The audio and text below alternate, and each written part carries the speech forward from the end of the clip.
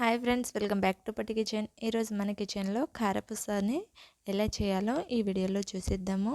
మనం ఎక్కువ శ్రమ పడకుండా చాలా ఈజీగా ప్రిపేర్ చేసుకోవచ్చు. మనకి ఎలాంటి పండగలకైనా సరే అప్పుడప్పుడు స్నాక్స్ కావాలనుకున్నప్పుడు మనం దీన్ని ఈ టిప్స్ని ఫాలో అయితే మనకి టేస్ట్ అనేది ఇంకా బాగుంటుంది. చాలా సింపుల్గా పర్ఫెక్ట్గా బయట కొన్నట్లే వస్తుందండి. మీరు వీడియో క్లిప్లో చూస్తున్నట్లయితే మీకే తెలుస్తుంది కదా. చాలా ఈజీగా సింపుల్గా ఫస్ట్ టైం చేసే వాళ్ళు కూడా ప్రిపేర్ చేయొచ్చు. సో ఎలా చేయాలనేది వీడియోలో చూసిద్దాము. దీనికోసం ఒక బౌల్ తీసుకొని నేనైతే శనగపిండిని తీసుకుంటున్నాను. శనగపిండిని ఎప్పుడైనా సరే జల్లించి తీసుకోవాలండి. కారపూసకి కదా, లోపల ఎలాంటి బియ్యం అన్నా సరే ఏదైనా కొంచెం పెద్దగా ఉంటే మనం కారపూస చేసేటప్పుడు సరిగా రాదు. అందుకోసం మనం పిండి ఎప్పుడైనా సరే ఇలా జల్లించుకొని తీసుకోవాలి.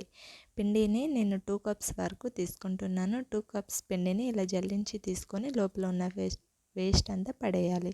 సో 2 కప్కి నేనైతే 3/4 కప్ వరకు బియ్యం పిండిని వాడుతున్నాను. మీరు కావాలంటే 2 కప్కి 1 కప్ బియ్యం పిండి కూడా వాడచ్చు. సో నేనైతే 3/4 కప్ వరకు వాడుతున్నానండి. ఇలా బియ్యం పిండిని కూడా జల్లించి తీసుకున్నాక దీంట్లో 1 టేబుల్ స్పూన్ కారాన్ని యాడ్ చేసుకోవాలి. 1 టేబుల్ స్పూన్ ఓమా పౌడర్ని యాడ్ చేసుకోవాలి. ఎందుకంటే ఓమా యాడ్ చేస్తే మనకి కారపూస వచ్చేటప్పుడు సరిగా రాదు. దీంట్లో రుచికి తగ్గ సాల్ట్ని యాడ్ చేసుకొని 2 టేబుల్ స్పూన్ వేడివేడిగా ఉన్న నెయ్యిని యాడ్ చేసుకోండి. మీరు నెయ్యి ప్లేస్లో బటర్ లేదా వేడివేడి 2 టేబుల్ స్పూన్ ఆయిల్ అయినా తీసుకోవచ్చు. సో నేనైతే నెయ్యిని వేడి చేసి తీసుకున్నాను. పిండిని నెయ్యి అంతా పట్టేటట్టుగా పిండి ఇలా ఉండలా చుడితే పర్ఫెక్ట్గా రావాలి. సో అలా వచ్చాక దీంట్లో కొంచెం గోరువెచ్చని నీళ్ళని యాడ్ చేసుకొని తీసుకోవాలి. గోరువెచ్చని నీళ్ళని యాడ్ చేయడం వలన మురుకులు అనేది క్రిస్పీగా వస్తాయి. సో వాటర్ అనేది కొంచెం యాడ్ చేసుకొని తీసుకోవాలి. ఒకేసారి ఎక్కువ వాటర్ యాడ్ చేయడం వలన మనకి పిండి అనేది లూజ్ అయిపోవచ్చు. సో సరిగా సెట్ అవ్వకపోవచ్చు అండి. అందుకోసం కొంచెం వాటర్లో యాడ్ చేసుకుంటూ ఇలా చపాతీ ముద్దలా సాఫ్ట్గా పిండిని కలుపుకొని తీసుకోవాలి. పిండి అనేది ఇలా పర్ఫెక్ట్గా సాఫ్ట్ ముద్దలా చపాతీ ముద్దలా ఒత్తుకొని మనం దీన్ని పక్కన పెట్టేసుకోవాలి. సో మీకు టైం ఉంటే హాఫ్ అన్ అవర్ పాటు పక్కన పెట్టేసుకోండి. నేనైతే అప్పుడే చేస్తున్నాను, చూపిస్తున్నాను చూడండి. ఇలా కారపూస ఉన్న బిళ్ళని ఒకటి తీసుకొని దీన్ని మురుకుల పావుకి యాడ్ చేసుకోవాలి. సో ఇలా కారపూస ఉన్నది తీసుకొని దీనికి కొంచెం నెయ్యి లేదా ఆయిల్ని అప్లై చేసుకోవాలి. నేనైతే కొంచెం నెయ్యిని అప్లై చేసుకుంటున్నాను. దీంట్లో నుంచి చిన్న పిండి ముద్దలా తీసుకొని ఇలా ఒత్తుకొని దీంట్లోకి యాడ్ చేసేసుకోవాలి.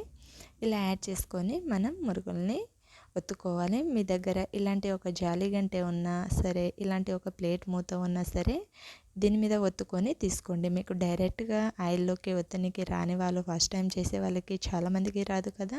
సో అందువల్ల ఇలా ఒత్తుకొని తీసుకున్నట్లయితే చాలా ఈజీగా పర్ఫెక్ట్గా వచ్చేస్తాయి ఫ్రెండ్స్. మీకు చేయికి వేడి అనేది తాకకుండా ఇలా ఒత్తుకొని గంటె కొంచెం పెద్దగా ఉంటుంది కదా, దూరం నుంచి వేయచ్చు.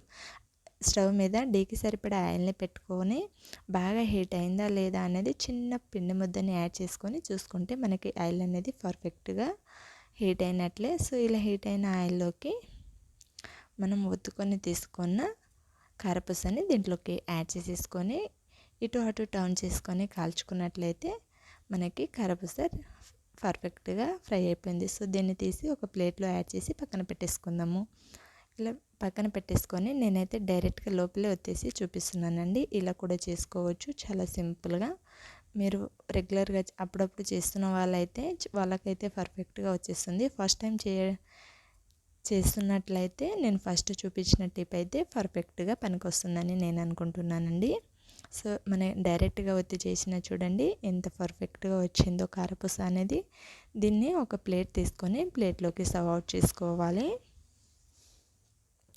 సేమ్ ప్రాసెస్లో మిగతా పిండిని కూడా సేమ్ ప్రాసెస్లో మనకి ఎన్ని కావాలంటే అని చేసి తీసుకోవాలండి. మీరు కావాలంటే డైరెక్ట్గా కూడా చేయొచ్చు, లేదా గంటె మీద అయినా దేని మీద అయినా చేసుకోవచ్చు.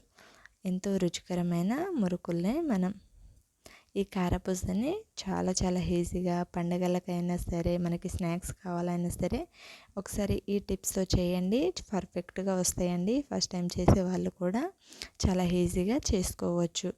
సో మనకి ఎంతో రుచికరమైన కారపూసని ఎలా చేయాలో ఈ వీడియోలో చూసేసాం కదా. ఈ టేస్టీ రెసిపీని కారపూసని మీరు డెఫినెట్గా ఒకసారి ట్రై చేయండి. మీకు ఎలా కుదిరిందో నాతో కామెంట్ చేసి షేర్ చేయడం మర్చిపోకండి. ఇలాంటి మరిన్ని టేస్టీ రెసిపీస్ కోసం మన పొట్టి కిచెన్ ఛానల్ని సబ్స్క్రైబ్ చేసుకోండి. వీడియో నచ్చితే ఒక లైక్ చేయండి. మీ ఫ్రెండ్స్కి రిలేటివ్స్కి షేర్ చేయండి friends. Thank you for watching.